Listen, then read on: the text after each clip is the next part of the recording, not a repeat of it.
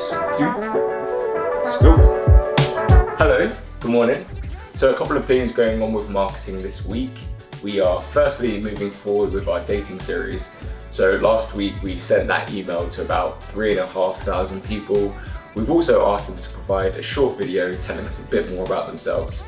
Hopefully we got enough submissions and then we can move forward with the next steps of producing that series. We're also coming to the end of April, right? So Lo and myself will be going on a bit of a planning session later on today, just to make sure we know exactly what we're filming and uploading over the month of May. It's pretty nice weather outside today, so hopefully we'll be able to step outside the office for that one. And finally, it's quarterly reflections time at Yonder, and I'll be showing you later on today exactly what that process looks like. But right now, this morning, I have a meeting with the rest of the marketing team, so I'm gonna quickly head over to the office for that one.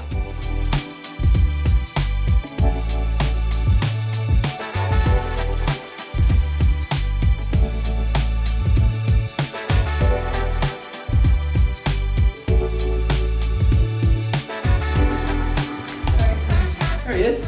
Hey. No, you're right, mate. Just talking about my new tattoo. You got a new tattoo? Yeah, I got a tattoo. And you got a tattoo. How many videos did we get total? We've had 14 videos. That's pretty good. It's not bad. Cool. So, dating. We have sent 3,500-ish people some emails. Yeah. We then asked for them to send us a video telling us a bit more about themselves, which we could then use to help match potential people. We had that open over the weekend. So we've had a couple of submissions, hopefully. Have we had enough though? That's the question.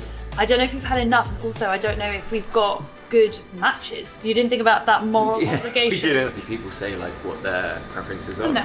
So what are you? Pure vibes. Vibes. Yeah, as all us matching should people. be, just on vibes. Okay, so I think we've got 5 episodes confirmed. We've got Okay. Madison and Edward. Okay. I think they should do a coffee date at Okay. Hermana's Coffee. Date number 2, we've got Sophie and James. Both said that they love activity dates Okay. and they want to do something that feels a bit different. So I think, what about a running date? Perfect. Let's get in touch with Subi, see if they maybe would want to sponsor the date.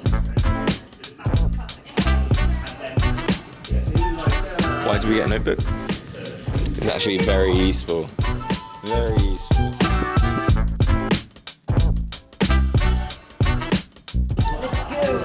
What, 20 minutes? Okay. So this is where we're saying though that Yes.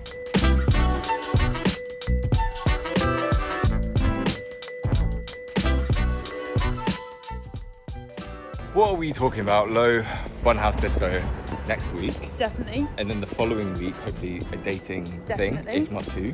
Definitely. And then the following week of that, so 3rd week of May, another restaurant, probably Alba's. Probably Albert. Is there a world, depending on what date they're available, film the Alba's content But not and edit not it. edit it? 100% we could. And so we're like,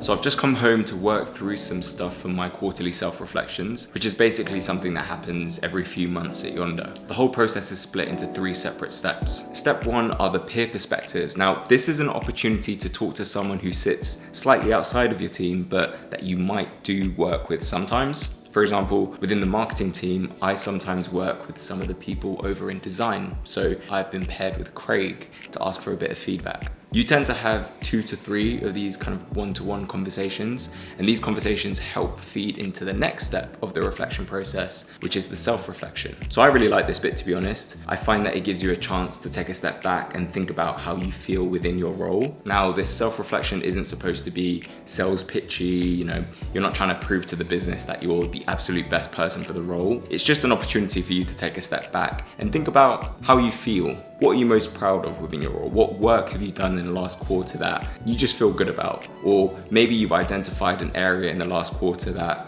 you kind of want to work at.